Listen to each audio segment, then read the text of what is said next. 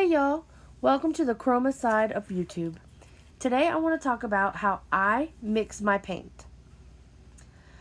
First things first, I want to say please shake your paint.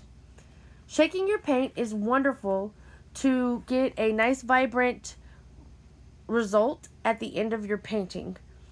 You want to mix up the pigments with the polymers and binders that have settled during storage. So doing that would be a wonderful way to just improve your art.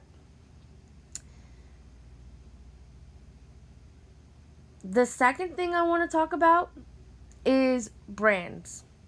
A lot of people have said you should only use one brand per painting. Me, I don't really think it matters. I use different brands all the time. I also do one brand each painting as well. I just try to remember to check the transparency when I do that. I have a theory. Using different brands is good because each manufacturer has a different formula, which I think has different densities. So they give you different effects and different cells. What I just did in this video is I forgot to check the rim on my Behr paint. And anyone who uses Behr paint knows that it dries along the rim, and you want to check for that. If you don't check for that, you will have a lumpy pour. Nobody wants that. The paint that I'm using in this video is Behr House Paint from Home Depot in Sugar Beet, Blacrylic, Phthalo Green from Dick Blick, Liquitex Basics in Gold from Michaels, and Artist Loft in Titanium White from Michaels. I use student grade acrylic paint because it's easier to mix to get a flow consistency. Now I'm going to tell you a little bit about pouring mediums. A pouring medium is a way to stretch your paint without messing with the polymers and the binders in your paint, which gives you a vibrant painting in the end with no crazing or cracking. My two favorite are Floetrol and GAC 800. But I want to make a video all on different pouring mediums and what they do. So I'm going to save that for a later date. Now, I'm getting my pouring medium out because I'm going to start my mix ratio.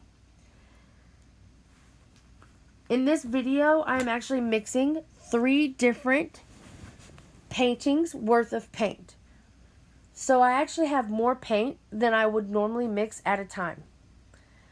I try not to get more than 20% of Floetrol per paint. Now, if I eyeball everything, so I can't tell you that's exactly 20%. When I mix my paint up, I like to mix it so well, I like to scrape the sides because I just don't want to waste the Floetrol. When you first start mixing your Floetrol, keep in mind that when you look down, the color is going to look a little more cloudy than what it started out. That means it's just not all mixed in together. Your color should look like the color in the bottle when you're done. After you add your Floetrol, you should add water. Water gives you the consistency that you need. If you see me picking up my stick, that is what I'm checking for, consistency. When you add your water, add it a little bit at a time. Please, this is important. If you pour a bunch of water in your paint, it'll get too thin really fast and your paint will be ruined. A good tip is to keep some type of container nifty that controls your amount. I like to use these condiment bottles because they give me just the right amount of drops. I can squirt for a little bit more water, or I can just drip. And when I don't think I need too much water, it helps me a lot. As you're mixing your paint, lift your stick up and test your consistencies. You always want to do that, especially when you're adding your water. Your paint should look like honey or like melted ice cream. Thin, but not too thin, and thick, but not too thick. Too thin will give you a runny pour that you can see the canvas through. And too thick won't move or flow the way you want it to. I want to give a quick shout out to some YouTubers that I watch all the time. First and foremost, Anne-Marie Ritterhoff is amazing. She has taught me a lot just from watching her videos.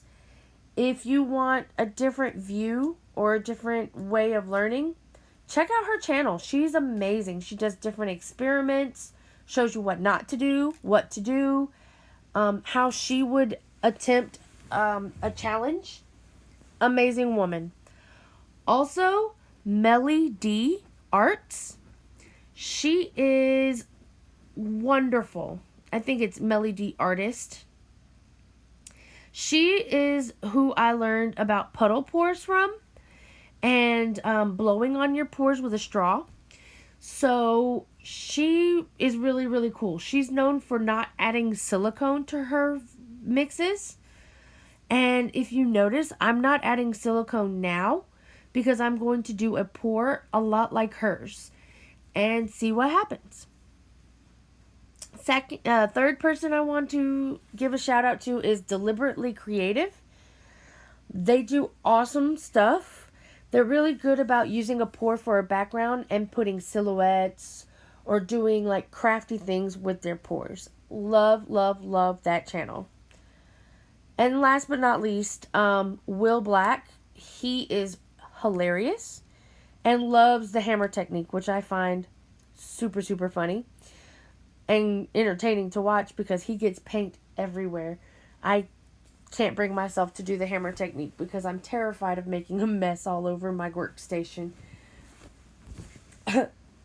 As like not as big a mess as I normally use. Yeah.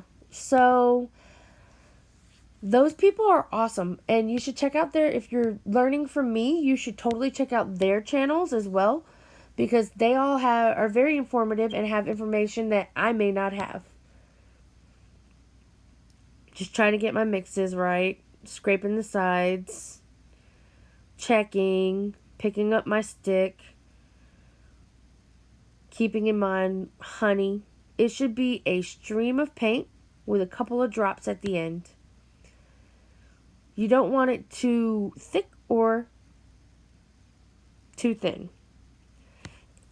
If you like what you see or hear in this video, please hit the subscribe button for me, the like, and the bell for notifications for new videos. I hope you all have a wonderful, creative day. And I'm glad you stopped by to watch.